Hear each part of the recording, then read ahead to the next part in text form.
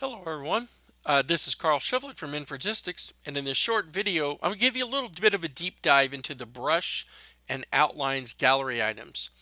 Alright, so let's go over to our linear gauge and let's crack this open, crack our configurator open, and then I'm going to go ahead and add some ranges. So I'm going to add 7 ranges. Actually, what I want to do is, before I do this, I'm going to change this to 70. I want 7 ranges. So now they're all equal. I'm going to come down here to my interval property and set my interval at 10. So now I've got these 10 here. All right, so from the top, what am I want to like to show you? I want to show you brushes and outlines. All right, so how does this work? Well, when you click the brushes, you're going to get all these brushes. Now, what I want you to notice is that we have 7 ranges and I got 7 little color dots. Okay, if I click that, oh, that was easy. That looks real nice. Or maybe I want that one where it's going this way. But what if I wanted the green on this end? Oh, no problem. Just hit the normal and invert. So you can see, instead of having to duplicate all these colors or all those palette sets, then we just made it so you can invert it, right? All right, so now what if my gauge went up to 50? Okay, I'm keeping everything simple, right? And I had 5. So now I got 5 color bands. And let's go set my interval to 10. All right. Now when I come up to my brushes, notice, there's only 5 now. That's right, because what we do is we use math to calculate. I'll set my value, my design time value to 25. So essentially what we're doing is we're using math to create these palettes on the fly. And so you can have just pretty much infinite numbers, right? So like here's I'm going to create 13. Let's go up to 130 just to keep everything simple. And then, of course, we're going to set our interval at 10. Set our interval at 10. All right. And then we go up to our brushes, and you can see there's this like huge amount of brushes. But look at that. So it knew what to do. It's really kind of cool. All right, so now the next great feature of these brushes is, and it's kind of in concert with this configurator background color, which I'm going to have a whole class on. So I'm going to kind of go quick on this one. I'm going to take my background color and I'm going black. All right, now this particular linear gauge, if we look at our brushes, see we can see it's got backing brush, backing outlines, needle outlines. Right here, these backing outlines provide a white surface for it, right? Well, what I'm going to do is, in order to show you this, I'm going to click Enable Transparency. Now, what that just did is it made the entire, it made this gauge transparent. So what's nice about that is that my font brush is here, right?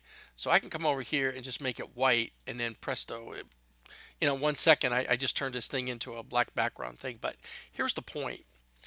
When I come up to brushes, see if you hold if you hold your mouse over it, you're going to get the tooltip, and it says at the bottom, when the gallery is visible and the mouse is over the gallery, that's kind of important, press the control key to toggle the gallery background color to match the effective color of the control. So watch this. I can hit my mouse is over it, I can hit the control key, and essentially what it allows me to do now is to view the colors as if as they're going to appear ambiently. So maybe I'll pick that one. But I was able to make a wise selection based on colors. And let's put our, actually, I think we like this one better.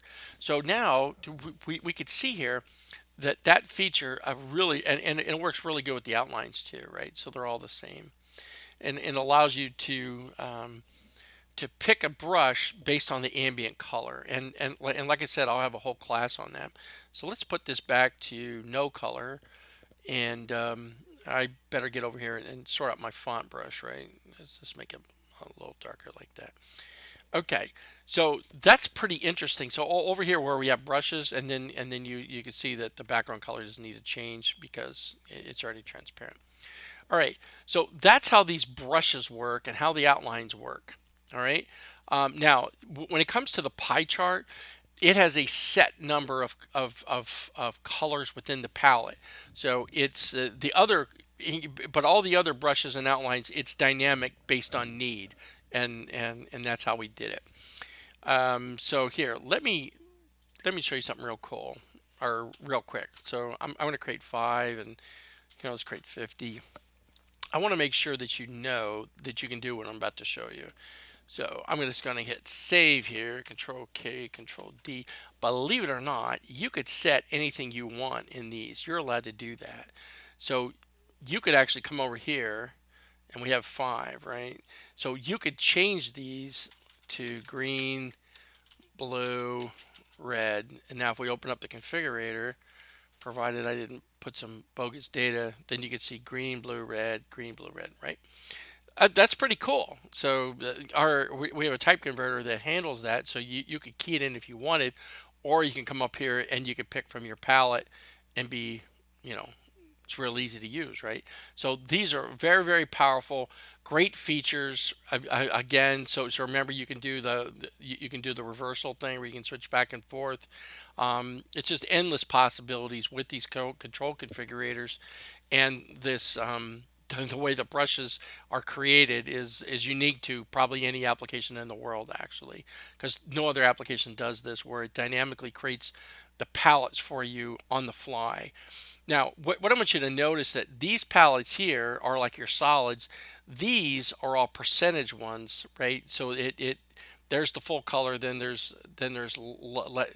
not. I'm not an expert on color, but I can just tell you that that's what it is. And if we save it, let's go see what those values are. I think it's just a value of the alpha channel. See how we're changing the alpha channels a little bit right here, and where it's light. So this end, the alpha channel is lighter, and it's getting darker and darker, but it's the same color, right? So that was the effect that our designer wanted to have on his palettes, and that's why he created them like that. So you can do something really cool. All right, I hope you like the configurators, and you enjoy using them and be productive. Have a great day. Thank you.